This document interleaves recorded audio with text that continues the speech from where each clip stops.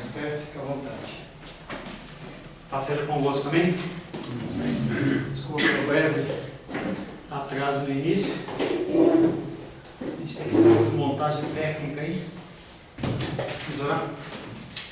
Senhor, em nome de Jesus, queremos louvar, adorar e bendizer o teu santo nome, Senhor. Queremos te glorificar nesta manhã, Pai. Temos uma jornada pela frente. Carecemos que o teu Espírito Santo nos dê força, nos dê vigor, nos capacite, Pai querido, nesse período que estaremos aqui. Sobre a minha vida, Pai querido, eu peço ao Senhor que o Senhor tenha misericórdia, porque não há nada que eu possa passar para os meus irmãos e irmãs que seja digno do Senhor. Mas eu creio que, mesmo sendo uma matéria técnica, mesmo sendo uma matéria, Pai querido, não teológica, o Senhor é aquele que usa os instrumentos que o Senhor quer para cumprir a tua vontade e os teus desígnios, Pai. Peço que os meus irmãos e irmãs também sejam capacitados pelo Senhor, que o Espírito deles seja um Espírito ensinado pelo teu Espírito e que tudo seja para a tua honra, glória e louvor. Em nome de Jesus. Amém. Amém. Queridos, nossa matéria de hoje, metodologia científica. Eu de antemão já falo para você que vai ser um tempo de bastante falação. É uma matéria muito teórica e é uma matéria cansativa. Tem poucos exemplos práticos para a gente dar. Então você sinta-se com a liberdade de se levantar, ir no banheiro, ficar em pé. Eu sei que dá sono de você ouvir. Não tem como você fazer essa aula dinâmica. O interessante é que quando eu fui dar essa primeira aula, a primeira vez dessa aula, eu vim aqui na seguida conversar alguma coisa com eles aqui, e o pastor Alex, ele olhou para mim e falou assim: é de Deus. Eu falei: o que foi, irmão? Não, eu estava pensando em você. Eu tenho uma matéria muito chata para dar. Eu lembrei de você. Eu falei: pô, cara, isso eu não sei se é bom, entendeu? Porque você está falando que eu vou fazer uma rola, tentar fazer uma aula mais dinâmica, ou então porque eu também sou chato e não combino uma coisa com a outra. Ele deu risada. Então, de vez em quando, a gente é chamado para dar essa matéria. Essa matéria é uma matéria técnica, entendeu? A gente vai ler bastante. Eu tentei inserir algumas coisas de teologia, até para a gente poder entrar em algumas discussões, mas nós vamos ter 2 intervalos, um intervalo de manhã, um intervalo à tarde e o horário do almoço, 1h30 de almoço, tá bom? Dá para enxergar? Tá. Meu nome é Paulo César Ribeiro, eu sou pastor de uma igreja chamada Igreja Cristã Semente de Vida, é uma igreja independente por enquanto. Meu telefone TIM 061 8220 5613. Aqueles que já tiveram aula comigo no bacharelado, anotem esse e-mail novo porque mudou. prpaulocr@gmail.com. E meu Facebook. Faça o seu, querido. Meu Facebook é PR Paulo.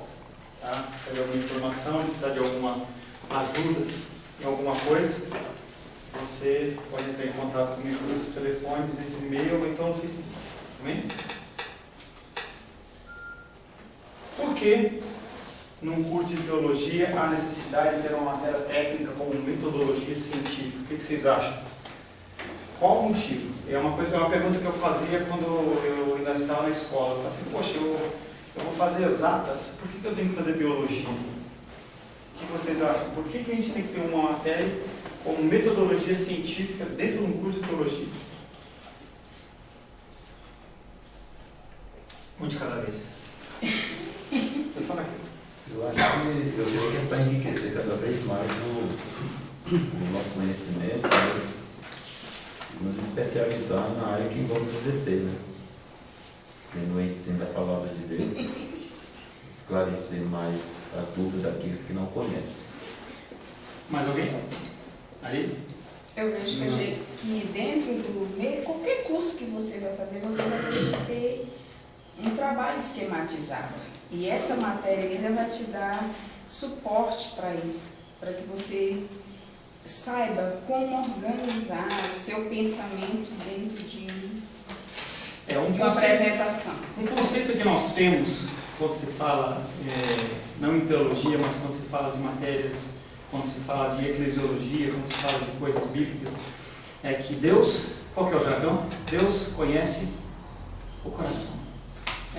Entendeu? Então se você é uma pessoa que você canta, você está no louvor, eu não gosto muito do termo levita, mas se você está no louvor, você pode cantar porque Deus conhece o seu coração. São frases bonitas, né? A pessoa fala assim, Deus conhece o coração, conhece meu coração, Ele conhece mesmo, né? E se for lá para Jeremias, é enganoso e podre, então não é uma referência boa. As pessoas não conhecem a palavra no contexto completo. Depois eu vou disponibilizar, se vocês quiserem, os PowerPoint, tá? Então, fiquem à vontade. Então a pessoa ela acha que, por ela estar na igreja, ou por ela estar estudando para o pastorado, ou para ser professor, alguma coisa desse tipo, ela pode fazer de qualquer jeito, porque Deus conhece o coração. Isso é uma mentira. Isso é uma mentira. Nós temos que oferecer para o Senhor o melhor. O que era oferecido pelo povo de Israel? Para Deus? Primícias. O mais novinho, o mais tenro, o mais perfeito. Se for ler em Malaquias, você vai lá ver o repúdio ao oferecimento de coisas podres, as coisas que não eram ofertáveis para homens, como é que poderia ser ofertável para Deus? Então a metodologia científica, sim, ela vem nos dando padrões, nos dando excelência para preparação de sermão, para preparação de trabalhos e para toda a tua vida. Você tem que ter padrões, e a metodologia científica ela trata com isso. Daniel capítulo 6, abre aí. Eu não sabia, não achou que você não ia ter a Bíblia, né? Daniel 6, 1 a 5.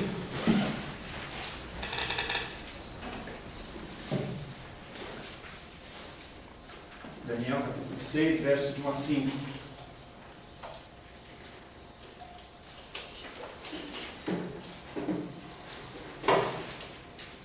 Assim diz a palavra de Deus.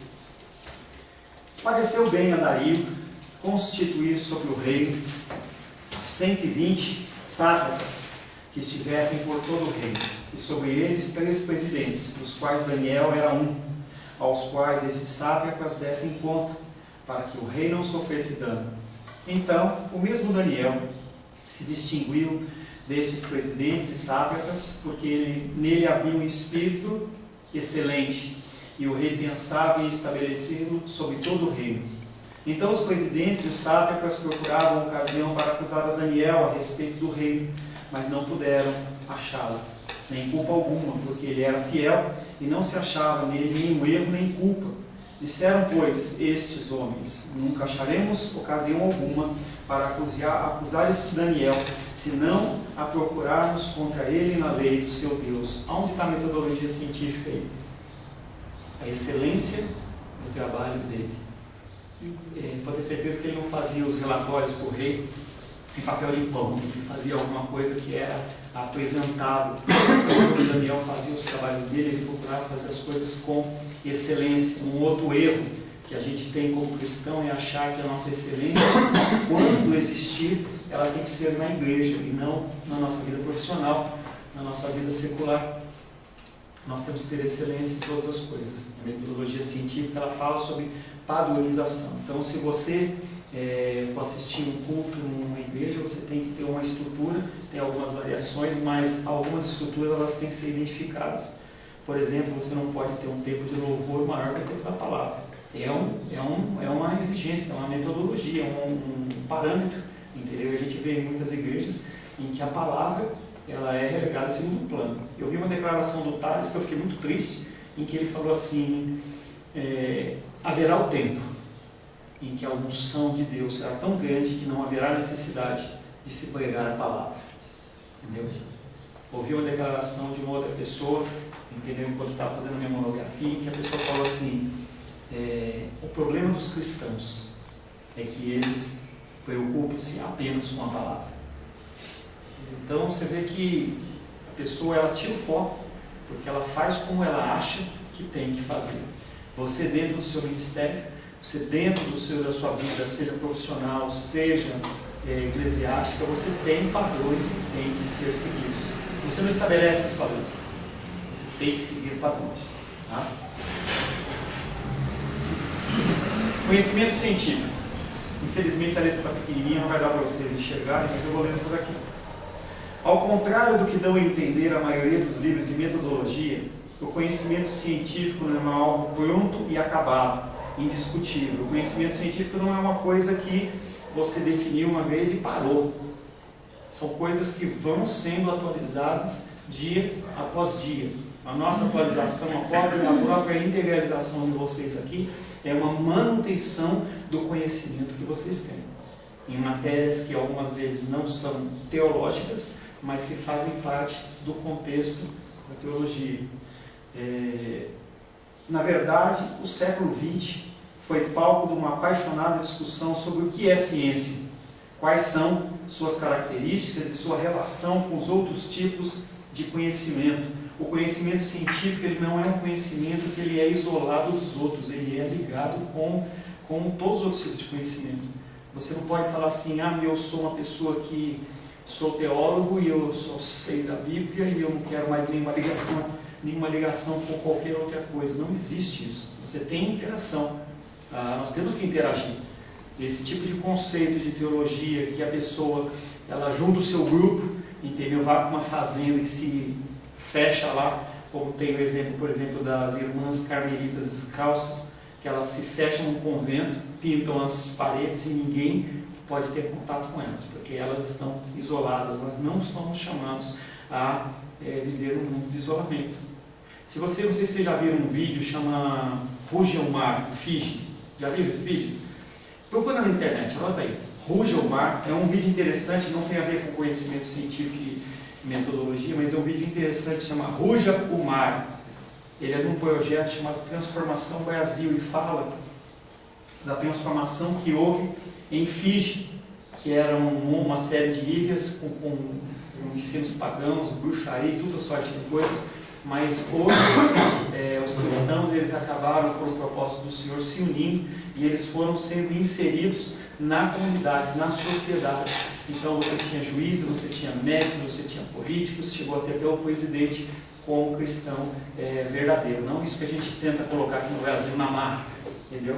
Então nós temos que interagir sim com a sociedade. Uma pergunta para você, todos congregam aqui, claro, né? Amém? Se a sua igreja sair de onde ela está, alguém vai sentir falta? Será que se hoje ela fosse abduzida, eu viesse o disco, aquele filme lá, aquele programa Alienígenas do Passado, sabe? Viesse aquela nave espacial grandona assim, e ela tirasse a sua igreja para estudar esse povo. Será que o povo ia fazer falta? Ia fazer falta socialmente? Será que ia fazer falta em relação à alimentação? Alguém ia sentir falta de vocês naquele lugar? Isso é uma coisa para se pensar. Nós não somos isolados, e aí a gente tem aquele costume de que a gente adora Deus nas quatro paredes, como se estivesse lá no templo de Salomão, não o do Macedo, o de Deus, entendeu? E que tudo que acontecer fora das quatro paredes não importa. Isso é uma pergunta interessante para você fazer para você. Os pensadores que exploraram o tema discordam entre si, e há até aqueles que defendem que um método científico é impossível. E como ele está sempre variando, como que a gente pode definir algo como um método?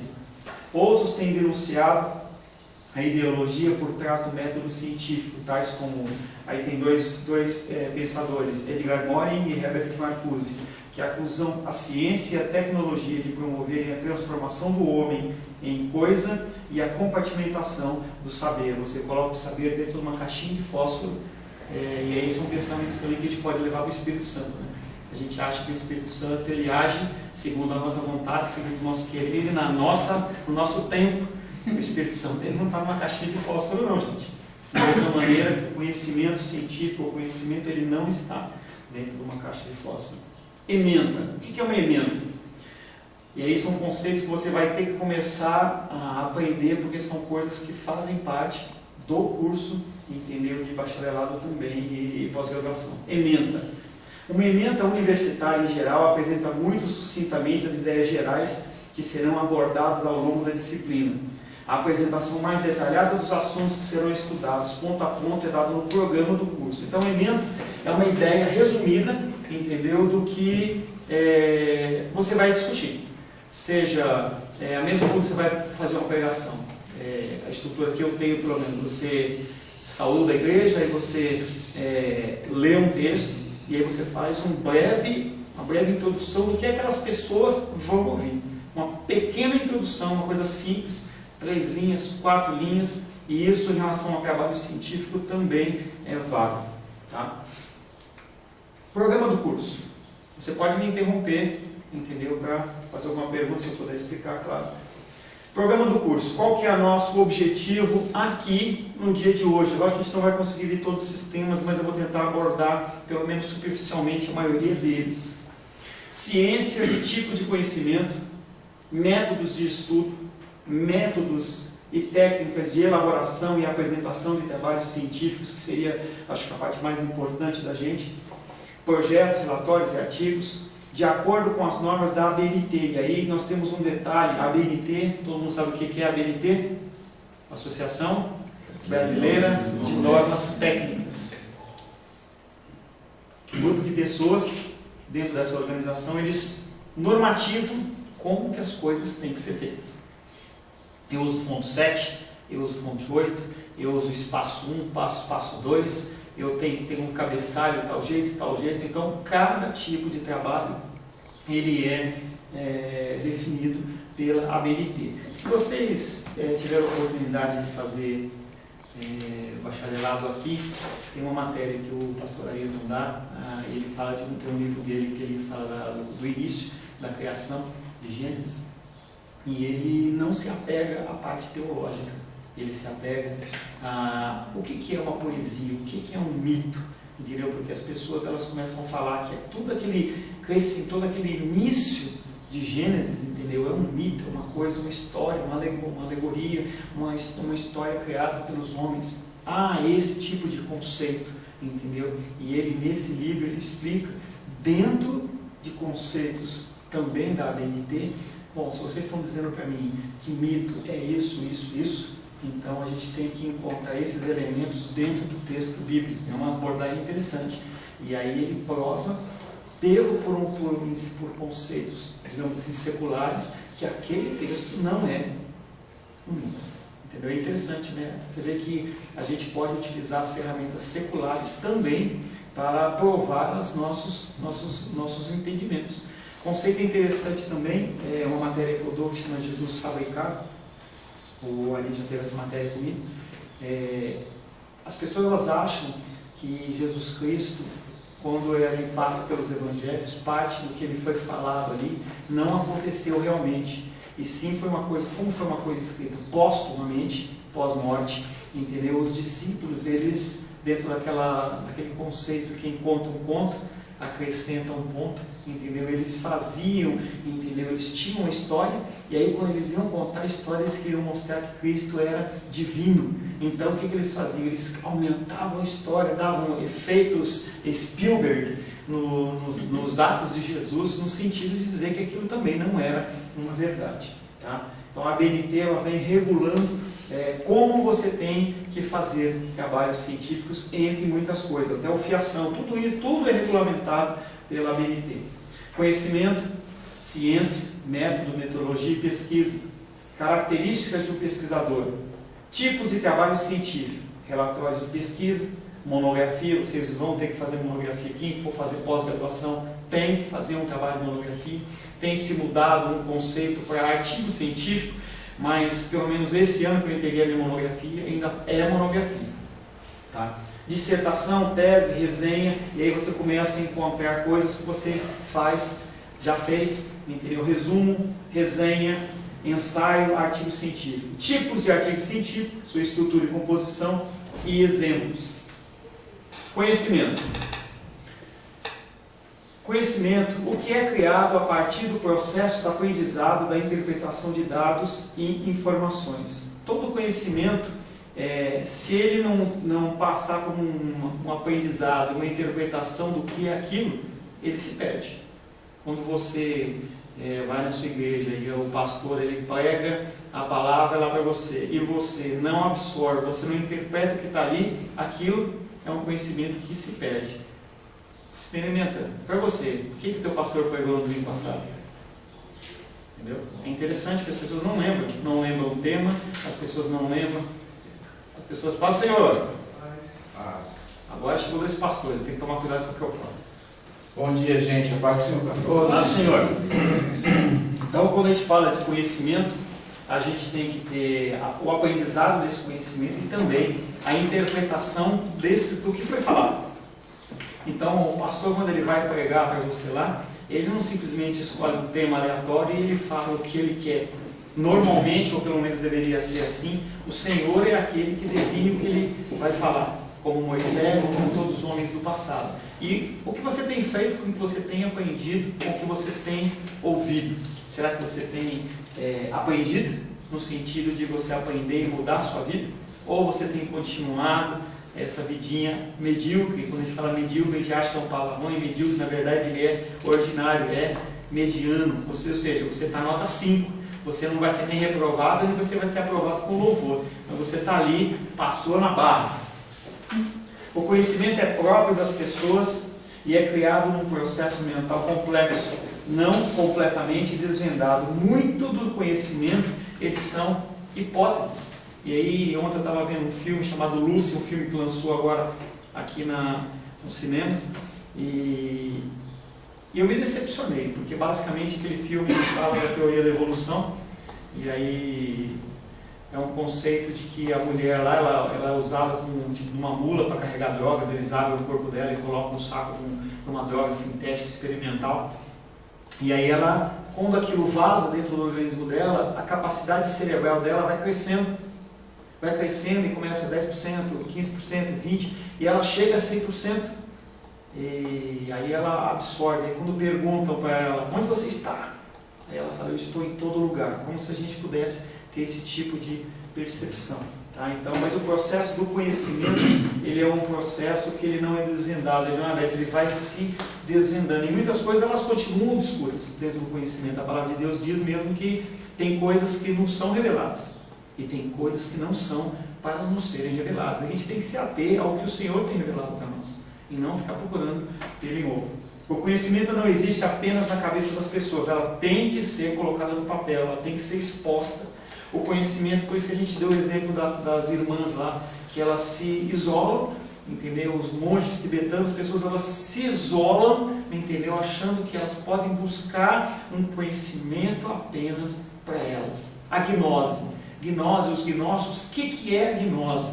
Basicamente, gnose é você achar que quanto mais conhecimento você recebe, você fica mais elevado, fica melhor, fica mais capaz. E aí você atinge um nível, entendeu, mais alto apenas pelo conhecimento. E aí a gente sabe muito bem que isso nada mais, nada menos chama-se de religiosidade. A gente tem encontrado muitos cristãos dentro das igrejas, dentro das faculdades, que são pessoas que estão apenas buscando conhecimento. A pessoa apenas quer crescer. Ela quer um título de bacharel, menos um ponto, depois você anota o nome dele lá, põe um xizinho no nome dele lá. Diminua o seu celular para aproveitar e baixar o meu também. Eu pensei que eu tinha desligado aqui, vou colocar. Eu sei, se é proposital para baixar o meu, eu vou passar vergonha. Então nós temos, as pessoas elas têm buscado conhecimento, mas elas não têm posto em prática. E aí a primeira pergunta que eu faço quando eu vou dar uma aula de bacharelado, e o Ari sabe disso, você já leu a Bíblia de capa a capa? Quando eu faço esse tipo de pergunta para um grupo de alunos, tem todo tipo de expressão que a gente lê no rosto. Desde aquela expressão assim, eu já li Salmos, ou eu já li o Novo Testamento, ou eu li só os Evangelhos. As pessoas, elas não se aprofundam nos conhecimentos. Elas não leem a Bíblia. Então eu acho interessante, eu falo para o pessoal quando faz teologia, e eu falo assim, eu repito para vocês, o que essas pessoas estão fazendo no curso de teologia se elas nunca leram a Bíblia? O curso de teologia não é lugar para você aprender a ler a Bíblia. Não é lugar para isso. Tá? O objetivo geral da disciplina: levar o aluno a compreender os conceitos básicos sobre a ciência, o método científico, para a elaboração de textos e pesquisa, obedecendo ao que rezam, e aí não pode ser rezam, né? Tem que ser oram, tinha questão, né? Qual a diferença de rezam e ora, gente? Nenhum. Reza pra quê? Rezar e orar? Ah? Gente, nenhuma. Isso é ranço nosso, tá? Invenção cristã, entendeu? Que a gente acha que rezar e orar é diferente, tá? Mas é a mesma coisa. Então ele pode rezar, pode? Então rezar. Então vai ficar agora, você quer que eu mude? Não? Posso deixar rezar? O objetivo geral da disciplina é levar o aluno a compreender os conceitos básicos sobre a ciência, o método científico para a elaboração de textos e pesquisa, obedecendo ao que rezam as normas da BNT. Então você não pode fazer de qualquer jeito. Você tem que fazer tudo conforme um padrão. Pastor, mas eu sou pastor e eu não tenho que mostrar o meu sermão para ninguém. Tem sim, você tem que mostrar para o Senhor. E aí você tem que estabelecer uma metodologia científica, um método para você estabelecer. Não é você 5 minutos antes do culto, você abrir a Bíblia, como eu já vi alguns pastores fazer, eu vou pregar nesse texto. E a pessoa simplesmente expõe o que ela está com vontade, ela prega o que está no coração. Não, tem que ter uma metodologia para você fazer isso. Objetivos específicos: despertar no aluno desde o começo do seu curso o interesse pela pesquisa e assim educá-lo a pensar e a raciocinar de forma crítica. Você, como um teólogo, você como uma pessoa que está estudando teologia, você tem que estudar, você tem que buscar conhecimento de Deus. Depois eu vou disponibilizar, tá, Elivel? Depois, se vocês quiserem, mandam um e-mail para mim, eu disponibilizo. Tá? Nós temos que estudar. Você não pode simplesmente ficar no conceito mediano. E aí eu lembro que lá em São Paulo, quando eu era pastor auxiliar numa igreja lá, igreja do Evangelho Quadrangular, e aí a gente olhava o nível do povo, o povo não conhece nada de Bíblia. Então, se você ficar no básico do básico do básico, você já está dando para eles um alimento muito pesado. E isso é muito perigoso, porque a gente acha que a gente não precisa se especializar. A minha irmã, eu vejo, ela faz odontologia, ela vive se especializando. Médicos se especializam, advogados se especializam, eles estão sempre estudando. E por que nós não temos que nos aprofundar? Não, eu conheço, a minha função como pastor, como uma pessoa de Deus, é simplesmente dar um culto de domingo à noite, dar uma escola dominical, uma reunião de oração durante a semana, um culto de doutrina, alguma coisa, e tá bom demais, não. Nós temos que mais e mais buscar conhecimento de Deus. E a gente tem que entender que as pessoas que nos ouvem não são amebas, elas não são imbecis. E quanto mais você eleva o nível, a mente dela, o entendimento